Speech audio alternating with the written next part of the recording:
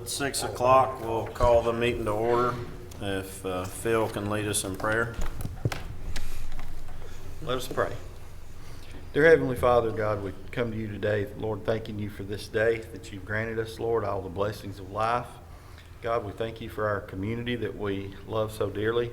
And God, I just pray a special blessing, Lord, on all of our citizens, on our employees, and our elected officials, God. And I just pray that we can all come together here tonight for this business meeting for the city and make the best decisions we can on behalf of the city. Just grant us the knowledge and wisdom that we need to make those decisions, dear Lord.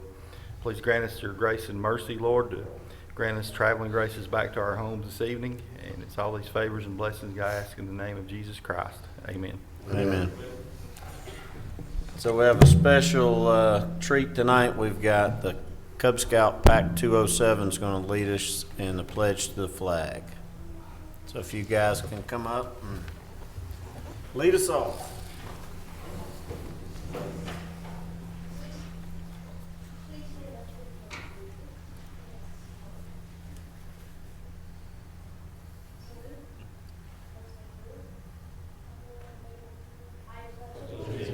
To the flag of the United States of America and to the republic for which it stands, one nation, under God, indivisible, with liberty and justice for all.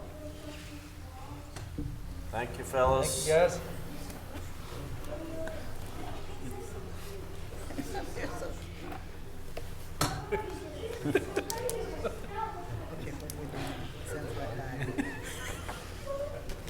What do we do now?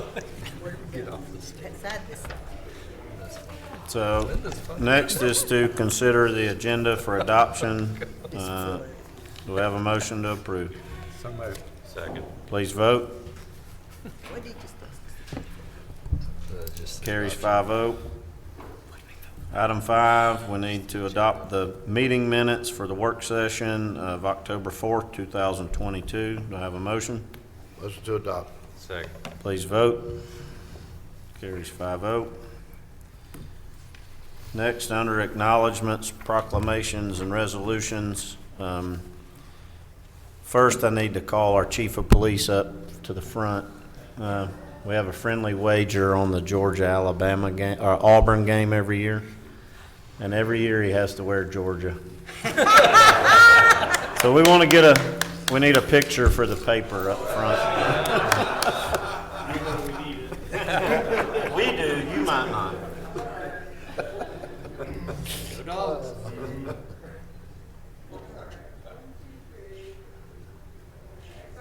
I like that shirt. Front page Yeah. of the Sunday paper. Sure, looks good.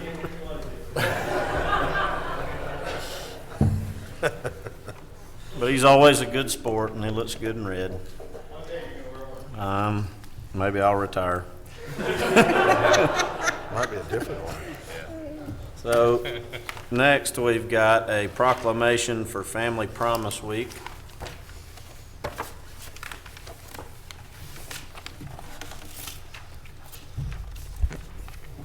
So whereas in October 2016, Family Promise of Forsyth County began operations dedicated to helping the most vulnerable among us, children and families who are experiencing homelessness. And whereas Family Promise of Forsyth County brings together community residents and leaders, faith-based congregations, and local businesses and agencies to serve and to change the lives of children in our community who are experiencing homelessness or housing insecurity. And whereas Family Promise partners with over 20 congregations of our area's faith community, which provide a safe place to stay, healthy meals, and volunteer support for guest families, thereby making a real difference in the lives of their neighbors in need. And whereas believing that every child deserves a stable, safe home, Family Promise and its more than 400 volunteers empower families in making their transition from homelessness to sustainable independence by creating stability for children while working with their parents to gain the skills and habits needed to achieve and maintain a safe and stable home Now therefore, I, Troy Brumbelow, Mayor of the City of Cumming, do hereby proclaim the week of October 23rd through the 29th as Family Promise Week in the City of Cumming. Miss Tina.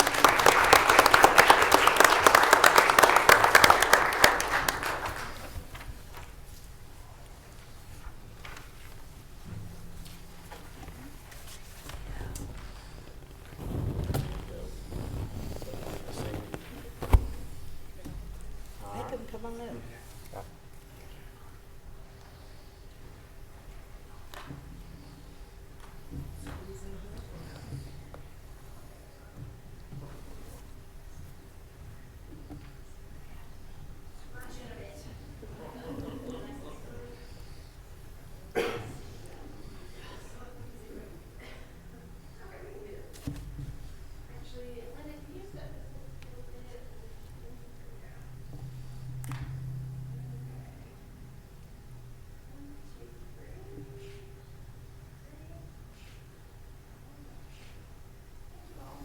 Thank you so much, guys, for all your help. Thank you very much.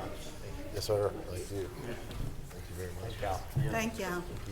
It's a wonderful, wonderful thing you do. Wonderful thing you do. Yep, good to see you. Thank you. Thank you very much.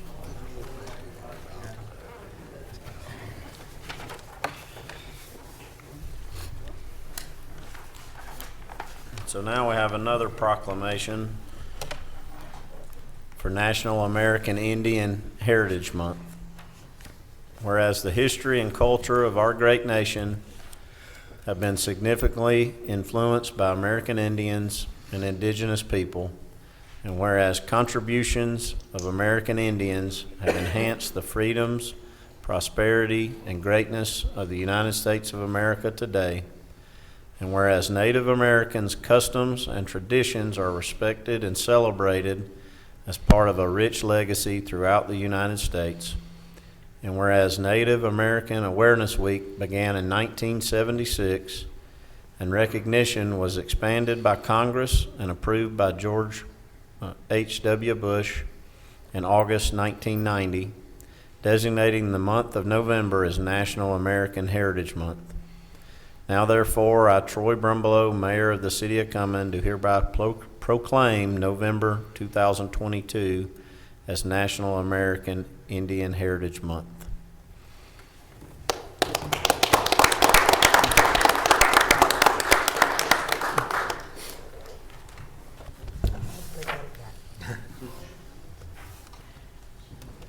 There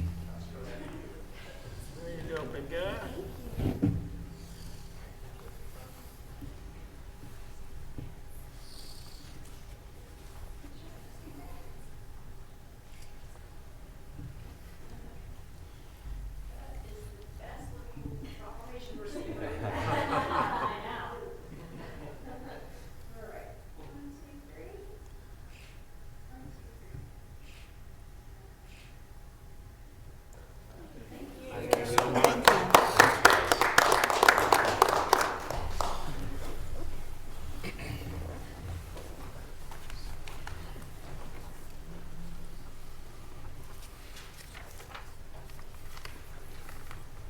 So next, old business, there is none. New business, administration, item 1, report of quotes for audio-visual upgrades in council chambers. Thank you, Mayor and members of the City Council. What you've got in front of you is a project that was approved and budgeted for this year. It is a much-needed upgrade to our audio-visual system here in the council chambers. The audio has had some work done to it. The video system is 20 years old. It was state-of-the-art when we put it in here, but it has not been upgraded since. We got 3 quotes, and they are as follows. Clark was for $93,080.45. The W.H. Platts Company was $110,000, or $110,802. Atlanta Soundworks was $116,957.08. I looked over all the bids, and the cheap or the low bid would be my recommendation, and I'll be happy to answer any questions that you've got about it. Hey, Shad.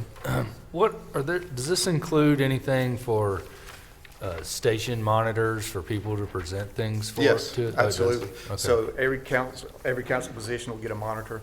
A quarter of the price is the projector and a screen, so we're getting a brand new screen that would take advantage of the wide screen aspect ratios. I just feel so bad for John Hurd not being able to do his presentation. That may be the biggest reason we're doing that for John Hurd. Or having to wheel out that big TV. Yeah. Do you know the Clark people? The Clark company? Yes, they've actually helped out on a few projects that we've done before. So that was huge for me to know who they were and what they did. So, Thank you. oh yeah, they helped. Yeah, exactly. They helped with some of the engineering at the city center, some of the stuff they did over there. Will it make me look thinner and younger? It won't do nothing about that shiny spot on your head. Yeah, maybe. What about the high bid? Will it do it for the high bid? We can see if you want to. Yeah. Is this within the budget? Actually, it's a little more than the budget. I think we budgeted 90,000, but considering the time that we budgeted for it and how everything in electronics has gone up, I was really impressed that they were just that much above. So, just a little bit outside of our budget. Any other questions or discussion? Do I have a motion? I'll make a motion to approve the low bid from Clark as presented by Shad. Second. Please vote. Carries 5-0. Thank you, Shad. All right, thank you. Number 2, contract renewal for Georgia Probation Management. Mr. Mayor, members of the council, as you probably know, Georgia Probation Management is who handles the probation services for offenders coming out of the city's municipal court. We don't actually pay them anything for that. They collect probation supervision fees from the actual people who are on probation. Typically in municipal court, that's going to be something related to misdemeanor offenses for marijuana possession, DUI, shoplifting, those sorts of things. This contract is a renewal contract for them. It also will have to be approved by Judge Neville. In addition to you, I'm not sure if he has yet approved it. However, the changes in this contract and the prior contract are not really anything that give me any concern. In fact, I think they're pretty good for the city. There's a provision in here that Georgia Probation Management cannot assign this to a different company without your approval. They are giving us faster access to their books in case we need to do an audit. You know, they collect all the money and then they keep their supervision fees and they remit their fines to us when somebody's on probation. So we have 48 hours access to their books as opposed to 10-day access to their books. There's a lot more detail in this contract in terms of the scope of services they'll be providing.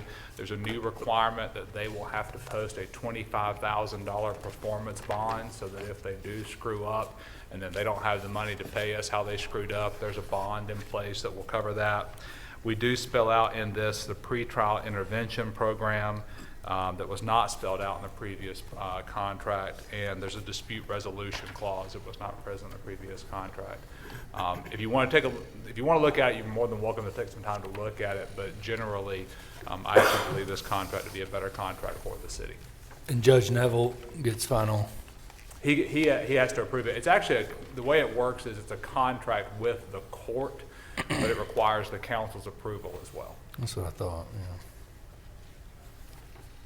Any other questions? What was the change?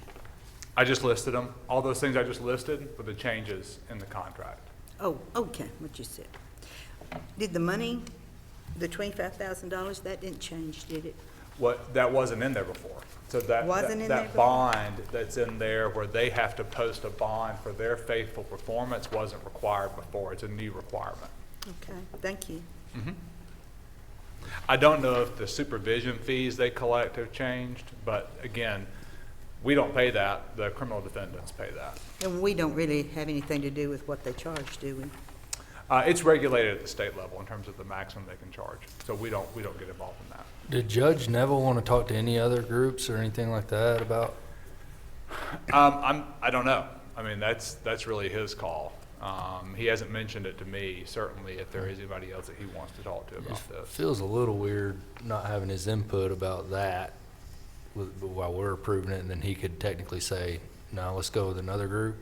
I mean, I don't know if you know if he's been dissatisfied with anything they've done. Not that I've heard, I'm not even real sure that there are other routes in our area that are being considered, to be honest with you. For some reason, I thought the Superior Court started using a different, The felony probation is different. it is? Yeah, yeah. Okay, And this same group does the county's. Misdemeanor, probation, yeah. yes. okay. Yeah, I think that for felony probation, I think they took it in-house, didn't they? It's in-house at that, which is the option you can do, but it's pretty labor intensive. This is just a 1 year. It's the same as all contracts with us. It has to expire at the end of the year. What's the pleasure of the council? But we've had this contract before. You said it's just improved. Correct. We've worked with this group since at least 2005. That has been the group that's provided probation or services to us. The contract is what's different.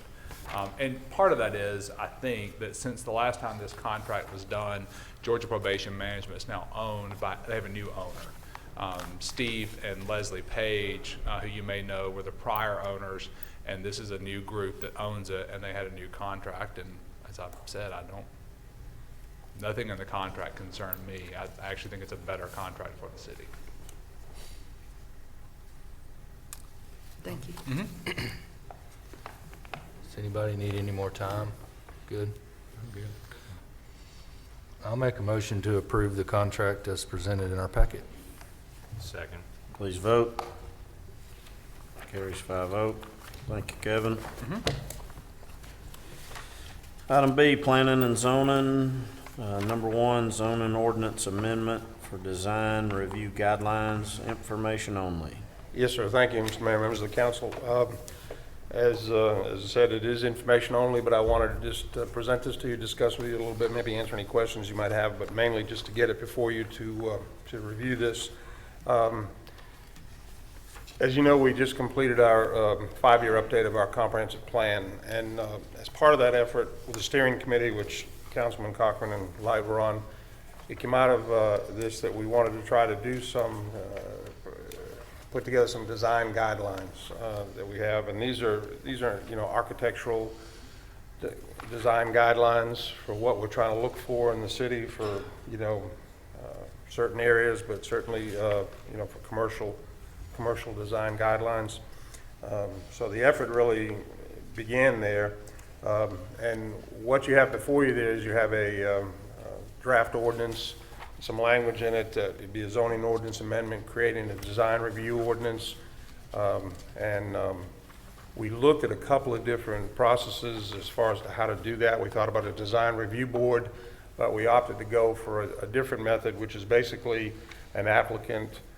They apply to myself in the planning department in terms of a design review application. They present us their elevation survey, so forth, and then I will get it to y'all and to our planning commissioners, and we basically have a 7 to 21 day window to review the design that's being proposed and say it meets our design guidelines or it does not meet our design guidelines. And of course, if it doesn't, we give them feedback on that as to what they need to do to improve that. I know I keep using this as an example. We've talked about it a couple of times, but the Harbor Freight building is a good example of when they demolished that bank and they were going to build that building, the developer knew that we didn't have any design guidelines and that basically, they could put up what they wanted to in terms of materials and colors and elevations and so forth, and we were kind of limited. We were able to make them to do some things that at least put up an EFIS system as opposed to just all metal all around, but we obviously didn't really have anything to stand on to make them be able to do more what we wanted to, have the kind of building in the city that we were looking for there. So this is an effort to do that. As I said, my timeline on this, what I'd like to do is, like any ordinance, of course, we have to have the hearings and ultimately I'll decide whether or not to adopt it. The timeline on it is I'd like to bring it before the Planning Commission next month on November 15th, and then bring it before y'all on December 20th, and that'll give you time to look mainly at the design guidelines, because there's some good illustrations in there of things that we're looking for and some things that we're trying to stay away from. Examples of both. So maybe to get a chance to look at that during that time period and give me some feedback as to maybe some other things that you want to see or things that you don't want to see in there. So, but we've got, obviously the Planning Commission has been involved with this, Ralph Webb's been involved, Kevin's been involved from the ordinance standpoint, the formatting of it, and then Jerry White's and myself putting it together. So it really is just information only tonight. I don't know how long you've seen it in advance, but give a chance to look at it. If you've got any questions, give me a call, send me an email, whatever, and give me your thoughts on maybe things that we need to add or things that we need to take out. In this, is there, and I've tried to look through it, but I don't know, is there the yes or no on the signage of these flags, not American flags, but the boat-looking flags that they stick up? You talking about the banners? Well, not a banner. It's a straight flag, and it's kind of boat shape, and it has like a sail on it. We already have that. That's already in our That's our sign That's in- ordinance. sign that's in ordinance. the Yeah, sign. that's already addressed in the sign ordinance, yes. So you didn't need it anyway, right? Right. Well, people still have them. I'm sorry? They still have them. Well, we get around, our code enforcement gets around and deal with them as best we can. But this one has the American flags. Yes. Well, I think that's just an example of a flying flag being, possibly discouraged. One thing, I looked through this, I didn't read it verbatim, but I'd looked through it previously, and I thought Jerry did a good job of taking actual examples in the city of saying, these are some of the things I think were done well, these are some of the things that maybe weren't done so well. I think it kind of brings to life. But I encourage everybody to kind of go through, and I think it's done in a way to be suggestive and to work with builders and developers as opposed to hardlining certain items, which I appreciated too. But to also start considering aesthetics and beautification a little bit more.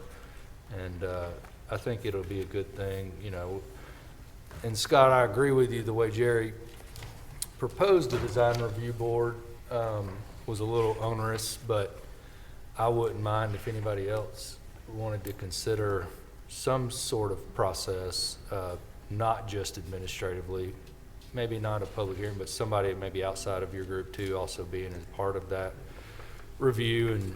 But we can discuss that, but I kind of like that idea. It takes a little of the pressure off of your group, and that's why, and also from a timing standpoint, we put that 7 to 21 day window in there, so Right. we're not trying to hold people up, we're trying to do it, fairly quickly. But, I would get the information to y'all and to the planning commission, and y'all give me some feedback and direction on that, and then I'd, respond to the applicant. oh, that's part of it. That is part of it, us yes, sir. Yep. Yep. Okay. That's a little bit different, I think. So, yeah, it is more, it starts with myself, but it really includes all of you as well as the planning commission. So from that standpoint, I'm glad of that, because it does take the pressure off me of having to make decisions on things, but at least we can look at it in terms of all of these different subjects within the design guide and whether it meets those or not. And frankly, it's, would only be really used when somebody builds something that's a permitted use on an existing piece of property, which most people are requesting zoning to change, and you get a chance to kind of talk to them about architecturals then anyway. Exactly. It's just the one-off of somebody building something that's already a permitted use. That's right, that's the whole, we can always condition things with zoning, but when it's outside of that, it's already zoned for that, they're gonna build something, that's where this would come in. All right. Number 2, zoning ordinance amendment for short-term rentals. This is actually, Mr. Mayor, members of the council, 2 things. It's a short-term rental ordinance, and it's a ordinance to amend your zoning ordinance to deal with a lot of the state law changes. The short-term rental ordinance is the first one in your packet. These are both for informational purposes only. The short-term rental ordinance is meant to, this is something that both Scott and I have encountered recently as being a new kind of hot topic that some cities are behind on. I don't think we're behind on it yet, but we could be. This would regulate things like Airbnb, VRBO, Swimply. To those of you who don't know what a Swimply is, it's where you can rent out your swimming pool for the day to a bunch of people, and then they all come have a party at your house. The concept is not to shut that down. The concept is to regulate it in a way that the city is protected so that we don't end up with houses that are turning into party pads every weekend where you have 25, 30, or 40 people spending a weekend in a house, disrupting neighbors, messing up sewage systems and septic systems, causing noise ordinance violations and that sort of thing. We still have a few septic systems out there. You put 25 people in a house, it's going to be a problem. But that's the concept behind this. It's a whole permitting process. The city would collect a permit fee. It will also help us, frankly, keep track of who is supposed to be remitting that hotel motel tax. We're supposed to be able to collect hotel motel taxes on these, and Jeff's been getting some of those fees in, but it'll help us keep track of who should be remitting those kinds of things. And frankly, it's a way that the city can, and some people would say should, regulate when people take their residential properties and essentially turn it into a side business by leasing it out on VRBO or Airbnb, and certainly the Swimply, leasing out your pool, on weekends for people to come have parties at. Again, just for informational purposes, we'll have it in an ordinance form for you at some point in the future, but I'd love to get your feedback between now and then if you have any. Yes, ma'am?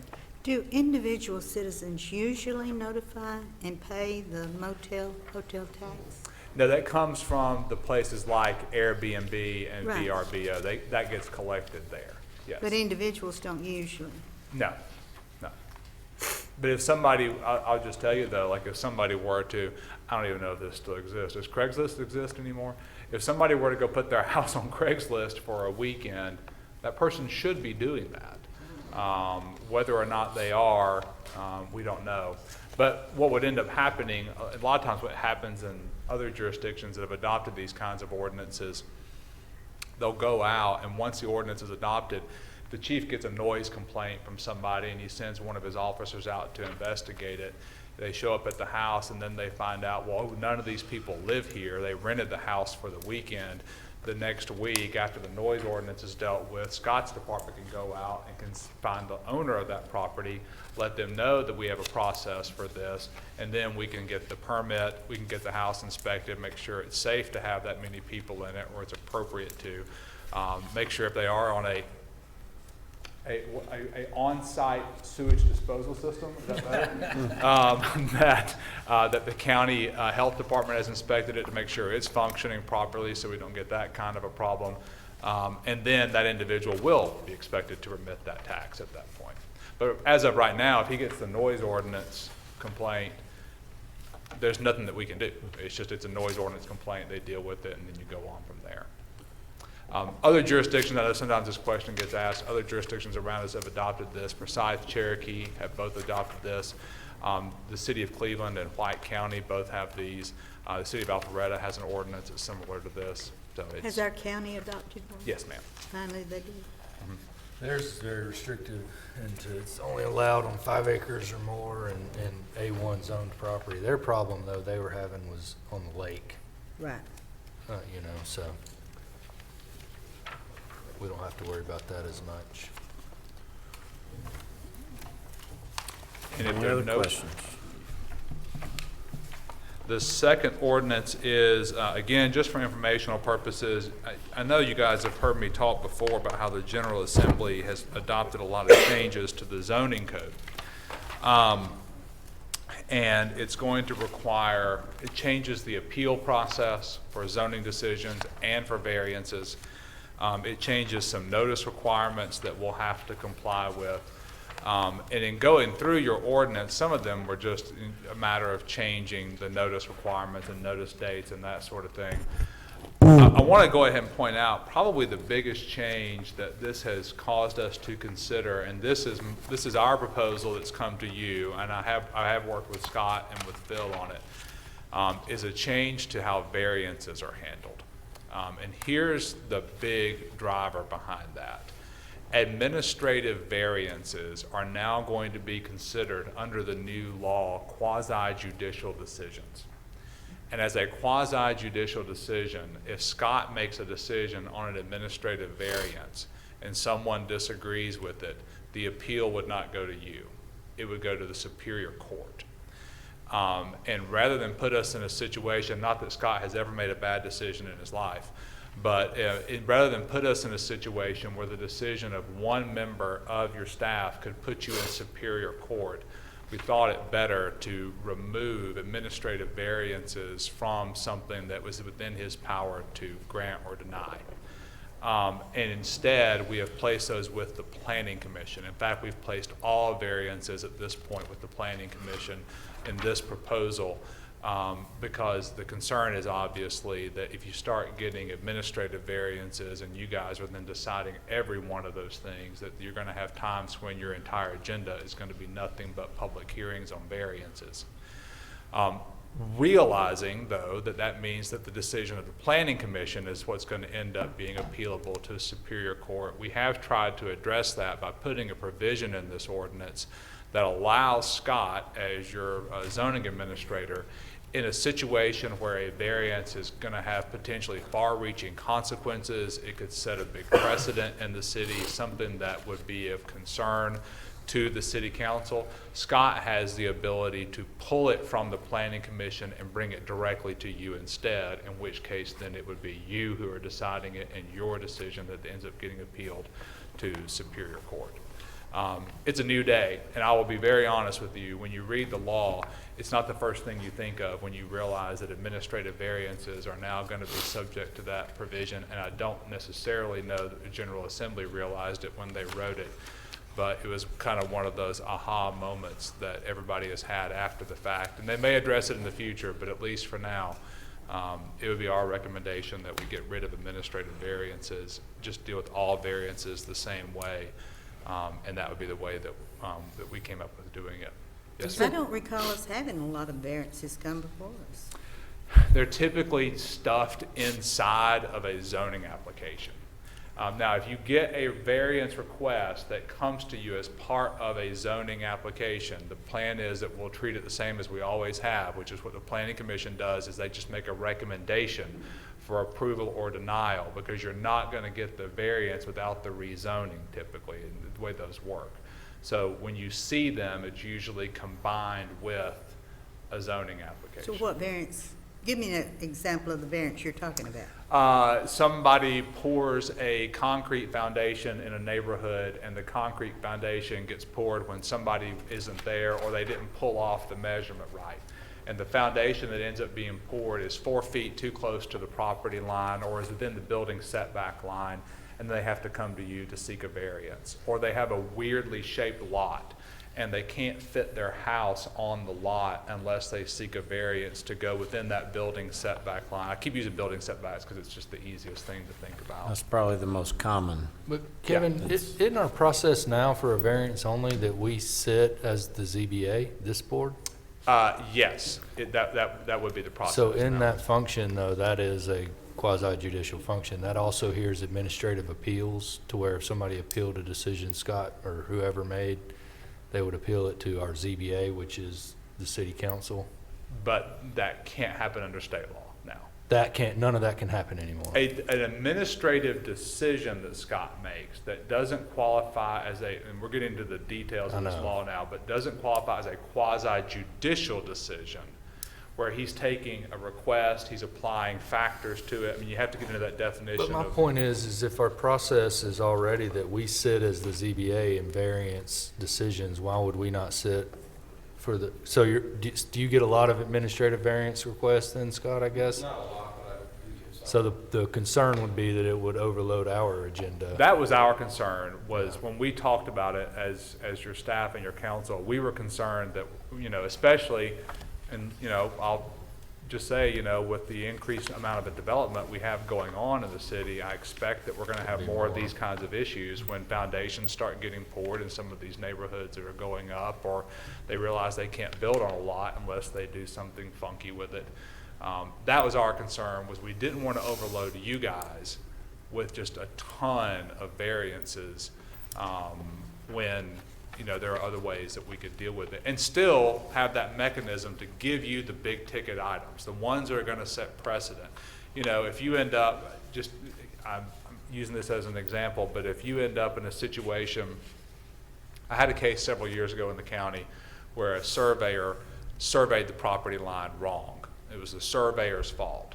But when they went out and they started building the houses, the first couple of houses were where they caught it, and so they went and they applied for a variance. Well, if a line is pulled wrong along a whole row of houses, and you guys are getting the first couple, and somebody comes in and applies for a variance, but it's going to end up affecting 15 or 20 houses that are all lined up in a row, that might be the kind of precedent-setting decision that Scott would say, oh my gosh, this one variance could certainly impact a whole bunch of other requests. He may want to pull that one variance, get that to you guys, let you be the ones who make the first decision on it so that everybody kind of understands what the city's policy is on it, as opposed to letting the planning commission get it. And then, you know, you have somebody who's not elected setting that kind of policy that then ends up getting appealed. Well, my question is, unless we have an awful lot of them in the future, we've had very few. So you just propose this because you think in the future we'll have a ton of variances brought before us?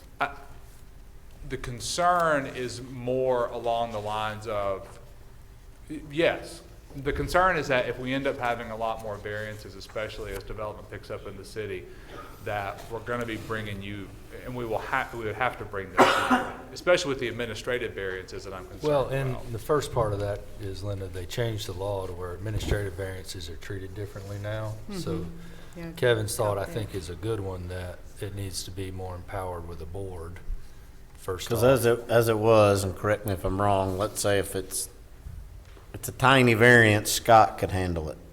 If it's bigger than that, let's say they built 15 feet over the building line, then that's when it'd come to us. If they were over by 6 inches, Scott could make that Right.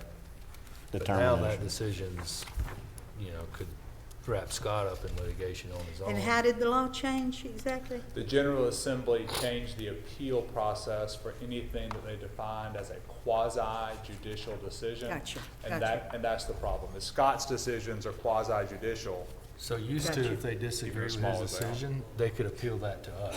Right. And we could hear and decide if we thought Scott was right or not, and whether we wanted to take on the applicant.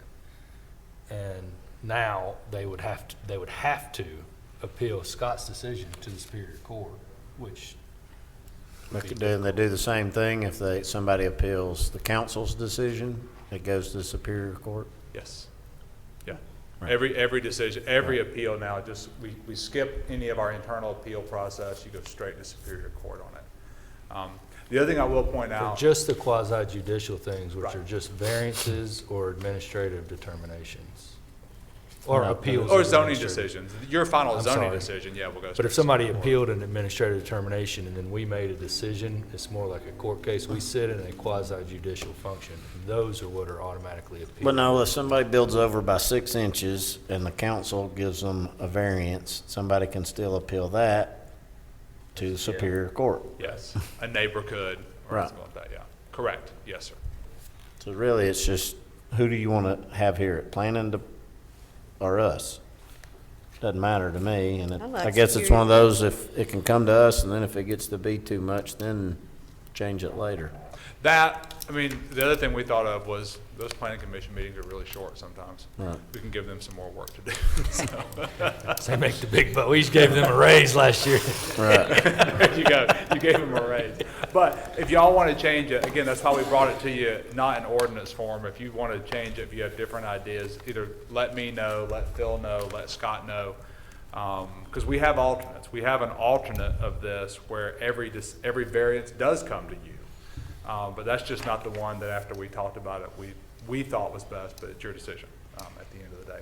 I will point out there's something else in this ordinance that was, again, it's a state law mandate, which is that a certain kind of zoning change now, where you're going to change to multifamily housing is going to require multiple public hearings as opposed to just one public hearing. And so that's Great. covered in here as well. Great. So Good back idea. to the, if somebody builds over the build line 6 inches, Yes, sir. and then we say, yep, you can go ahead and do it. But then somebody appeals it, that person get to keep building their house until it, because it may not go in front of a Superior Court judge for 2 years. Well, they could build their house. The trick would The be. judge could say, nope, tear it Yep. down. Yeah, but- that's the problem. But is they don't that- have to stop, they're running that risk. Right. But I don't see a Superior Court judge telling somebody to tear a house down over, Certainly not for 6 inches. you know, so. I just wanted to get that clear. All right, any more questions? Thank you. All right. I knew we should read the proclamations last, that way John would have a bigger audience. So utilities, item 1, reporter proposals for Lanier 400 Parkway Booster Station and elevated water storage tank. Well, the good news is we put this back out for proposals, and we saved just enough money to pay for this audio-visual system. So next time, we're gonna have a horse and pony show. No, I'm just kidding, I'm trying to cut back on that stuff, so. No, we like, You're the only reason we're having to. Too much, I know, and that's why I need to pay for it, I'm sure. So we had 2 bids or proposals on this project. This is the Lanier 400 Water Booster Station and elevated water storage tank. And it'll be used for those higher elevations along Lanier 400 Parkway. Some of that property belongs to the city. Some of it was the Mashburn land that was sold and that's being developed. The 2 proposers, one was Soul Construction LLC, and they did previously bid, and it is around $100,000 lower. $4,422,000 from Soul Construction. Willow Construction also bid. They bid $4,725,995. And when we went through the proposals and we scored these groups, Soul was scored higher. In fact, it's in the back of the packet, but Soul, they actually got 100%, and then Willow was like 92.52%. So it really lined up with all, they won the bid really, but they also were scored higher, Soul was. So we proposed going with Soul Construction. We've used them a lot, and to complete this much-needed project. Before all these houses were allotted to be built, would we have needed this? We would not. And Linda, look in your packet. It shows those townhomes that are built on that Mashburn property. There will be 221 of them, and we're charging them. The council approved this $6,250 per unit for water meters, where typical homes we charge $2,200. Trying to get back your 25. money because they're causing the necessary. Yes, ma'am. So we're recouping about $1,381,250 on that project alone. But I think, we've got other property along Lanier 400 Parkway that may be developed in the future, and this will be utilized by them too. It could also be utilized by that Juvenile Justice Center. They actually put in a fire pump, but it will help their pressure too. So it will help more than just that one project. And you'll Does that have a make water sense? tank too. Yes, ma'am, there'll be a small one. It won't be as big as the ones that we have. Is it 250,000 gallons? Yes, so our smallest one on the ridge is 500,000 gallons. And we've got 2 up there on the ridge, so this will be about half that size.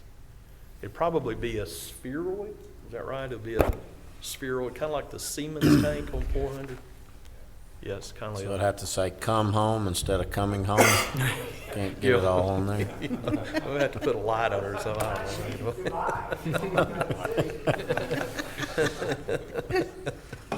don't know. Or maybe CH for come home.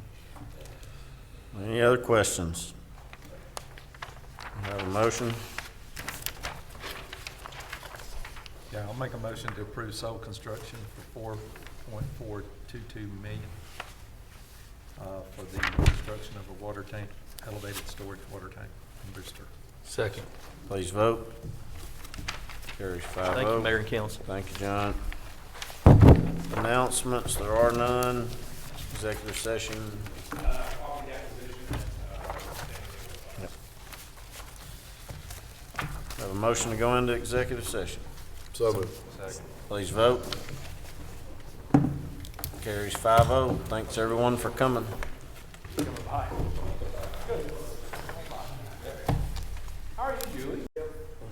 got a motion to close executive session. So moved. Second. Please vote. Carries 3-0. Have a motion to adjourn. So moved. Second. Please vote. Carries 3-0.